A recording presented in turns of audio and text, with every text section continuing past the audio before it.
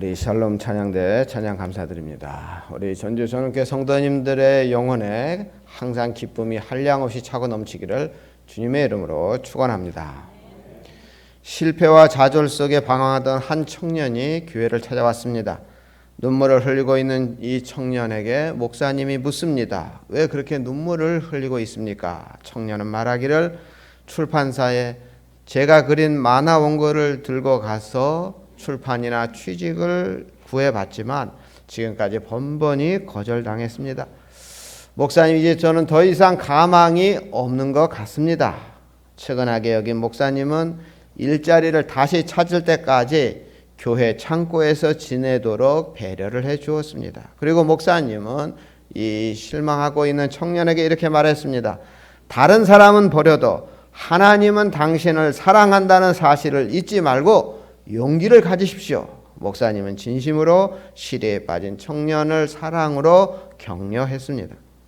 허름한 창고는 새로운 꿈을 꾸며 그림을 그리는 청년의 안식처가 되었습니다. 그런데 이 청년이 머물고 있던 창고에는 쥐들이 굉장히 많았습니다. 어느 날 창고 안으로 들어온 쥐를 물끄러미 바라보던 이 청년은 쥐를 그려보면 어떨까 하는 생각이 떠올랐습니다. 그리고 대부분의 사람들이 다 혐오하는 그 쥐를 징그러운 모습이 아니라 귀엽고 아름다운 쥐로 새롭게 그렸습니다. 그렇게 그려진 쥐 그림이 전 세계적으로 사랑받는 그림이 되었습니다. 이 쥐 그림이 바로 세계 모든 어린이들이 사랑하는 미키 마우스입니다. 그리고 이 청년의 이름이 바로 월트 디즈니입니다.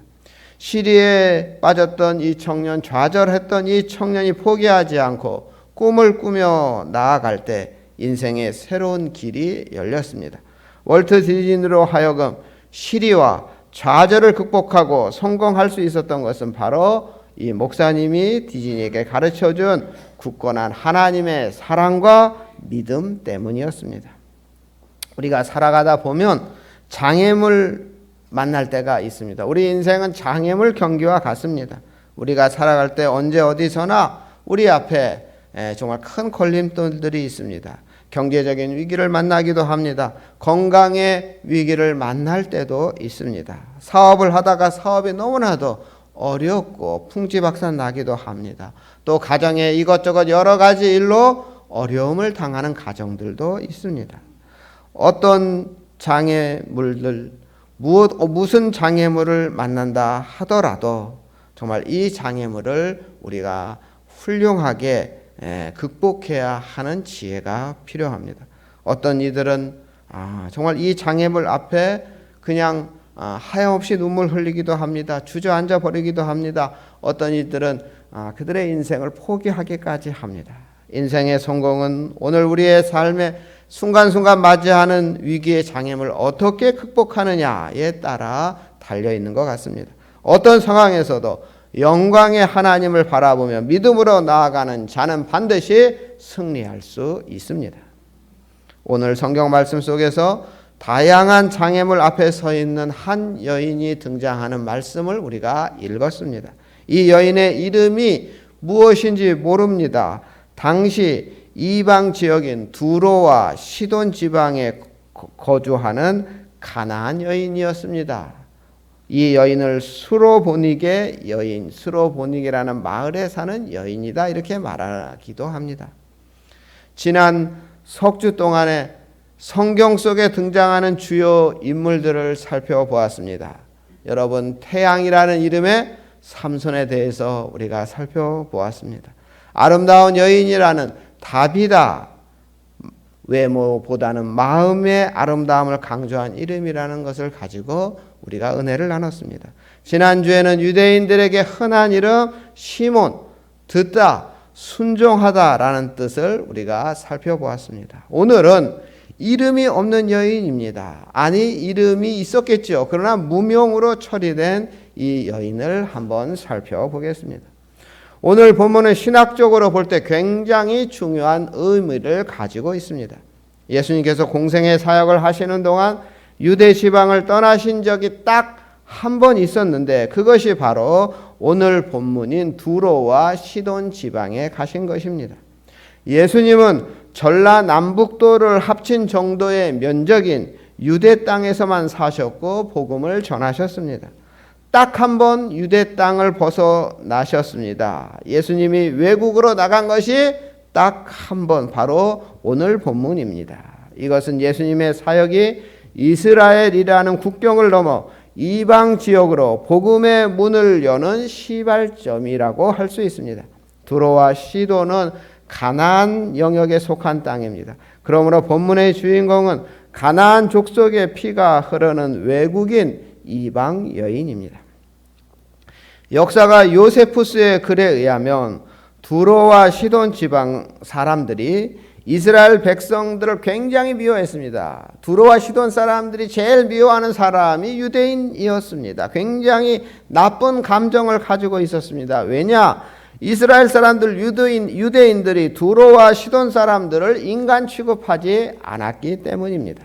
특히 시돈 지역은 아합 왕 때 바알신을 끌어들여서 이스라엘을 우상의 나라로 만든 사악한 여인의 대명사 이세벨의 고향입니다. 그렇기 때문에 이스라엘 사람들이 시돈 사람들을 결코 좋아할 리 없고 요즘 젊은 아이들 말로 하자면 개무시했습니다.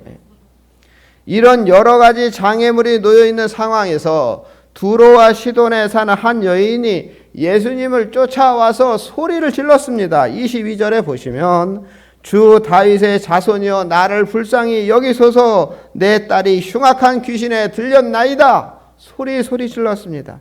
항상 예쁘게 자라야 할 딸이 심각한 귀신에 들려서 고통을 당합니다.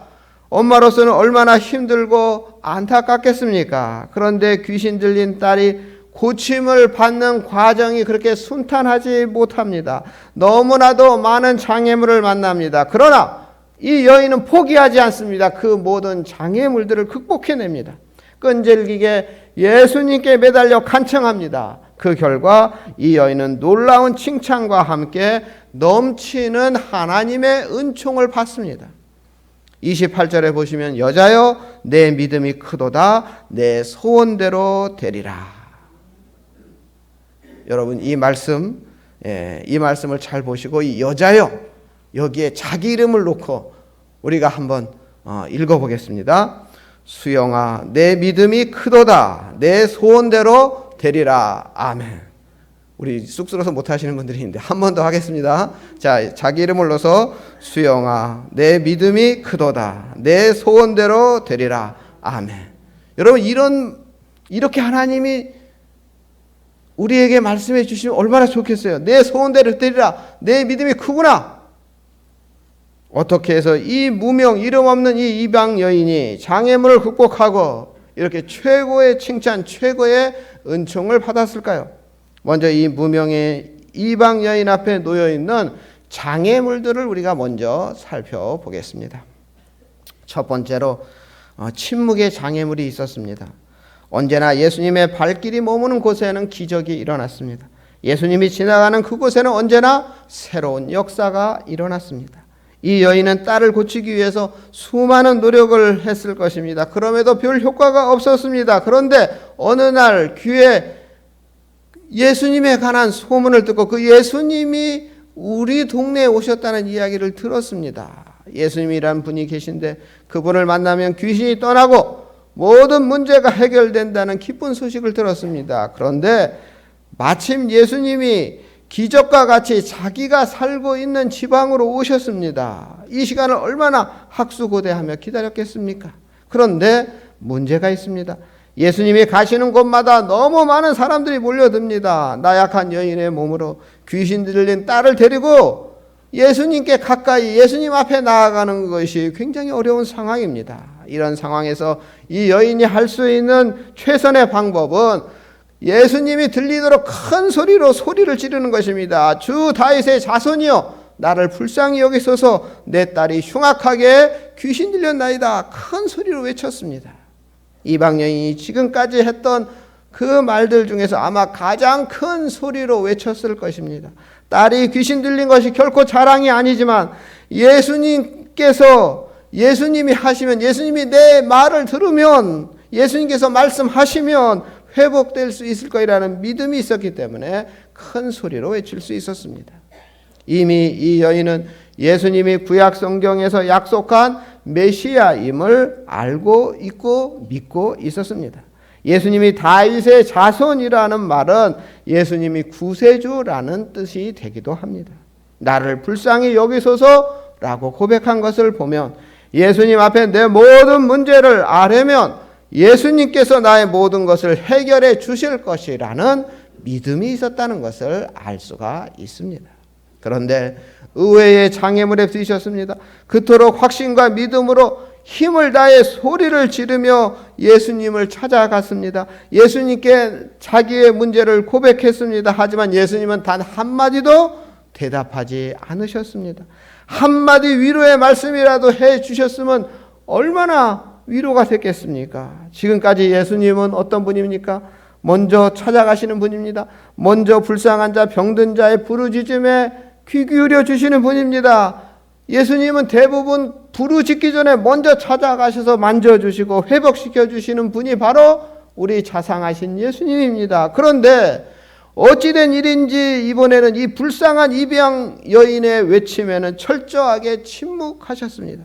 그를 따르는 제자들마저도 이 이방 여인이 귀찮다는 듯이 몰인정한 모습을 오늘 본문은 보여주고 있습니다. 만약에 제가 이런 상황에 부딪혔다면 어떤 반응을 보였을까요? 아, 참 예수님도 별거 아니구나. 예수님도 아무 소용없구나. 낙심하며 돌아가고 말았을 것입니다. 그렇다면 왜 예수님은 이 이방 여인의 외침에 침묵하셨을까요? 이에 대해서 독일 신학자인 카르 박사는 이렇게 설명합니다. 예수님께서 그 여인이 가진 작은 믿음의 씨가 자라기를 기다리고 계셨다, 이렇게 설명합니다. 예수님은 그 여인의 외침을 외면하신 것이 아니라 그 여인의 믿음을 더 크게 자라기 위하여 기다리셨던 것이다 하는 것입니다. 제가 보기에는 이 여인의 믿음이 결코 작은 믿음이 아닌데 예수님은 이 여인의 믿음이 더 성장하도록 기다리고 계셨던 것입니다. 우리들도 종종 하나님의 침묵을 경험할 때가 있습니다. 내가 그토록 새벽을 깨우며 부르짖어도 아무런 응답을 하시지 않은 그런 경험을 우리가 종종 합니다. 아무리 목 놓아 울면서 기도해도 하나님께서는 아무 응답도 해주시지 않을 때를 우리가 종종 경험합니다. 이때 우리는 쉽게 좌절하거나 포기하기가 쉽습니다. 하나님 앞에 원망과 불평을 하기도 합니다. 그러나 이때 우리는 수로보니게의 여인을 떠올리면서 하나님의 침묵은 더 놀라운 은총을 담고 있음을 우리가 믿어야 합니다. 우리 하나님은 눈에 보이는 즉각적인 기도의 응답보다 꾸준히 성장하는 믿음의 그릇이 되기를 기대하고 있습니다. 하나님이 아무리 많은 복을 주셔도 내 믿음이 꾸준하게 성장하지 않으면 아무리 큰 복을 주셔도 우리가 그 큰 복을 관리할 수 없기 때문입니다. 오히려 하나님께서 주신 그 많은 복, 그 큰 복이 우리의 짧은 믿음 때문에 독약이 될 수도 있기 때문입니다. 그래서 하나님은 믿음의 그릇이 꾸준히 성장하기를 원하십니다. 더 큰 믿음의 사람이 되어 어떤 상황에서도 하나님 한 분으로 만족하며 살기를 원하십니다. 그 어떤 시험과 역경도 이길 수 있는 힘과 능력과 지혜를 주시기 원하십니다. 내 신앙생활 가운데 아직도 응답되지 않은 기도의 제목이 있으시다면 그것은 나의 작은 믿음의 씨앗이 더욱 크게 키워가기를 원하시는 하나님의 놀라운 계획이 있으시다라고 여러분 이해하시고 더 간절히 기도하시기 바랍니다. 우리 전원교회 성도님들 모두 하나님의 침묵은 거절이나 무관심이 아닌 더 크고 놀라운 은총의 준비 과정임을 꼭 믿으시기 바랍니다. 이 여인에게 있어 첫 번째 장애물은 침묵이었고요. 두 번째 장애물은 냉담이었습니다. 예수님은 이 여인의 간절한 외침에 대해서 침묵하신 것만이 아닙니다. 더 참혹한데요. 24절 말씀을 보시면 예수께서 대답하여 이르시되 나는 이스라엘 집에 잃어버린 양 외에는 다른 데로 보내심을 받지 아니하였노라. 아니 이게 무슨 말씀입니까? 완전히 정말 이 간절한 이 여인에게 찬물을 끼얹는 소리입니다. 이 말씀은 너 같은 이방 여인의 문제를 해결하려고 내가 온 것이 아니라는 말씀입니다. 나는 오직 이스라엘 사람들을 구원하기 위해서 왔다고 말씀하시고 있습니다. 이쯤 되면 그 누구라도 절망할 수밖에 없습니다. 그런데도 이 이방 여인은 오히려 예수님께 더 가까이 나아가서 엎드립니다. 25절에 보면 여자가 와서 예수께 절하며 이르되 주여 저를 도우소서. 이제는 소리만 지른 것이 아니라 예수님 앞에 더 가까이 나아가 엎드려서 도와달라고 간청합니다. 밀어내면 밀어낼수록 이 여인은 더 예수님께 가까이 가서 예수님께 애원을 합니다. 제자들의 냉대에도 예수님의 침묵에도 이 여인은 자기의 그 간절한 열심을 꺾지 않습니다. 예수님의 거절과 냉대에도 이 여인은 물러서지 않고 더 다가갔습니다. 우리에게도 이러한 열심이 필요합니다. 어떤 상황에서도 물러서지 않고 전진하는 불태전의 기도가 우리에게 필요합니다. 예수님은 이렇게 말씀하셨습니다. 마태복음 7장 7절에서 8절 말씀인데요. 우리 이 말씀은 여러분들 잘 아시는 말씀이죠. 그래도 한번 읽어보겠습니다. 우리 구하라 그리하면 너희에게 주실 것이요 찾으라 그리하면 찾을 것이요 문을 두드리라 그리하면 너희에게 열릴 것이니 구하는 이마다 받을 것이요 찾는 이는 찾아낼 것이요 두드리는 이에게는 열릴 것이라. 아멘. 우리의 기도는 언제까지 해야 됩니까? 라고 물으시는 분들이 종종 있는데 그 정답은 무엇입니까? 응답 받을 때까지 해야 하는 것이 우리의 기도입니다. 어떤 상황에서도 물러서지 않고 하늘의 문이 열릴 때까지 우리는 기도해야 됩니다. 우리 전주전원교회 성도님들 모두 이 이방 여인처럼 포기하지 않고 하나님께 더 가까이 나아가 기도하셔서 응답 받으시기를 주님의 이름으로 축원합니다. 첫 번째 장애물은 침묵이었고요. 두 번째 장애물은 냉담이었습니다. 세 번째 장애물이 또 있는데 이 세 번째 장애물은 모욕입니다. 예수님의 침묵과 예수님의 냉담에도 불구하고 이 이방 여인은 포기하지 않고 예수님께 매달립니다. 그럼에도 불구하고 예수님의 반응은 얼음처럼 더 싸늘합니다. 26절 말씀을 보시면 자녀들의 떡을 취하여 개들에게 던짐이 마땅하지 않다고 말씀하고 있습니다. 당시 유대인들은 이 두로와 시돈 사람들을 개라고 불렀습니다. 좀 더 정확하게 표현하면 개 XX라고 불렀을 것입니다. 이렇게 부른 이유는 이방인들이 신전에서 그들이 이제 제사를 드릴 때 제사 중에 사제들과 음란한 행동을 하는 그런 것이 있거든요. 그래서 유대인들은 이방인들을 음란한 사람들이라 생각했고 개 XX 이렇게 불렀습니다. 그러니까 우리나라도 그렇잖아요. 이렇게 음란하고 문란한 사람들, 성적으로 문란한 사람들을 개 같다 그러지 않습니까?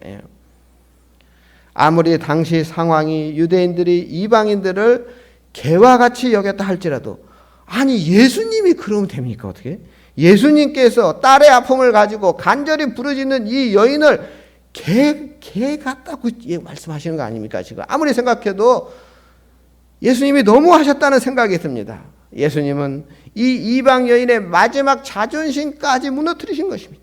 이 여인은 예수님으로부터 치명적인 모욕을 당한 것입니다. 더 이상 아무것도 기대할 수 없는 상황이 된 겁니다. 보통 사람 같으면 이쯤 되면 예수님을 욕하고 저주하며 물러섰을 그냥 돌아갔을 것입니다. 예수님도 똑같구나 뭐 이랬을 거 아니겠습니까? 그러나 이 이방 여인은 물러서지 않습니다. 자신의 자존심도 인간적인 모욕도 그 여인 딸에 대한 사랑을 꺾을 수가 없었습니다. 여기서 우리는 이 여인의 끈질긴 신앙의 모습을 배워야 합니다. 어떤 상황에서도 물러서지 않는 용기를 배워야 하는 것입니다. 많은 사람들이 정상을 앞두고 한 걸음만 더 나가면 되는데 포기할 때가 있습니다. 우리의 기도도 마찬가지입니다. 한 번만 더 참고 기도하면 되는데 자신의 자존심과 체면과 수치심 때문에 그만 물러서고 마는 것은 참으로 안타까운 일입니다. 개 취급을 하는 예수님 앞에 이 여인은 이렇게 고백합니다. 여러분 27절 말씀에 보시면 주여 옳소이다마는 개들도 제 주인의 상에서 떨어지는 부스러기를 먹나이다. 이 얼마나 놀라운 믿음의 고백입니까? 주님, 저를 아무리 개 취급해도 상관없습니다. 하지만 개라도 주인의 밥상 곁에 앉아 있으면 부스러기는 얻어먹지 않습니까? 그러니 저에게 부스러기 은혜라도 나누어 주십시오. 이 장면은 이 여인의 놀라운 신앙을 보여주는 클라이막스입니다. 부스러기라도 줬사오니 주님의 긍휼을 베풀어 주십시오. 그렇다면 여기서 말하는 이 부스러기 은총, 부스러기 신앙, 부스러기 믿음은 어떤 모습일까요? 첫째, 부스러기 신앙은 하나님 앞에 자신의 부족함을 인정하는 태도입니다. 부스러기는 내가 거룩한 하나님의 자녀의 위치에 올라가는 것을 기대하지 않습니다. 단지 내가 개가 돼서라도 주님의 긍휼을 덧입을 수만 있다면 나는 그것으로 만족하고 행복하다는 그런 고백이 바로 부스러기 믿음입니다. 이 이방 여인은 예수님 앞에 항변하지 않습니다. 내가 왜 개 취급을 당해야 하냐고 따지지 않습니다. 진정한 신앙인은 이 이방 여인처럼 예수님의 말씀에 겸손하게 순종해야 하는 것입니다. 전주 전원교회 성도님들도 이 이방 여인처럼 하나님과 논쟁하려 하지 마시고 내 생각과 내 경험과 이성의 판단에 비추어 볼 때 맞지 않다는 생각이 들어도 하나님께서 믿음으로 순종시키실 때 내 이름이 시몬이라고 고백하시며 이름값 그대로 순종하며 사시기를 바랍니다. 부스러기 신앙의 첫 번째는 부족함을 인정하는 것이고 두 번째 부스러기 믿음은 포기하지 않는 열심을 말합니다. 가나안 여인의 열심을 우리는 인정해야 됩니다. 열심을 넘어 특심을 이 이방 여인은 우리에게 보여주었습니다. 우리에게 이 이방 여인의 침묵과 냉담과 모욕 속에서도 이 여인은 쉽게 물러서지 않았습니다. 열심은 인생의 엔진과 같습니다. 아무리 훌륭한 자동차라 할지라도 엔진에 불이 붙지 않으면 꼼짝하지 않습니다. 열심이 우리의 열심, 이 열정, 이것이 꺼진 사람은 어떤 역사도 이룰 수가 없는 것입니다. 성공적인 인생을 살았던 모든 사람들의 한결같은 공통점은 바로 이 열정을 소유했다는 것입니다. 진젠도르프 백작은 내게는 오직 한 가지 정열이 있다. 그 정열은 하나님 한 분뿐이다. 이렇게 고백했는데 이 진젠도르프 백작의 이 열정으로 인하여 세계 선교단체인 모라비안 교도들이 생긴 것입니다. 전주 전원교회 성도님들 가슴에 하나님을 향한 열심이 충만하기를 축원합니다. 고난의 파도가 밀려올수록 더 담대해지시기 바랍니다. 더욱더 하나님을 사모하며 나가시면 분명 하나님께서 이 이방 여인에게 응답하셨듯이 하나님이 주시는 진정한 안식과 위로와 평강을 우리에게 주실 것입니다. 부스러기 믿음은 첫째, 부족함을 인정하는 것이고 둘째, 포기하지 않은 열심이고 셋째, 부스러기 믿음은 자족하는 믿음의 태도를 말합니다. 이방 여인은 예수님이 베푸시는 은혜라면 부스러기라도 좋다고 고백하였습니다. 아무리 자신을 개로 취급해도 하나님이 내게 필요해서 주시는 것이라면 부스러기라도 족하다는 고백이었습니다. 이 여인은 부스러기 같은 하나님의 관심과 긍휼만 있어도 내 딸이 치유될 것이라는 믿음이 있었습니다. 저희 집에 개미가 있었는데요. 처음에는 약을 뿌리고 이렇게 가루 같은 먹이 같은 약을 갖다 놔도 소용이 없었어요. 근데 다행히 어느 약국에서 주는 약을 했더니 싹 없어졌습니다. 예. 너무 신기하게도 싹 없어졌어요. 근데 며칠 전에 또 개미가 나와서 또 그 약을 놓자 이번에도 개미가 금방 사라졌습니다. 개미들이 나올 때, 개미들이 많을 때 과자 부스러기 하나만 떨어져도 개미들이 새카맣게 몰려들지 않습니까? 그 수많은 개미들의 열심이 그 과자 부스러기를 나릅니다. 우리가 보기에는 정말 아무것도 아닌 그 부스러기에 불과한데 개미에게는 귀한 양식이 되기 때문입니다.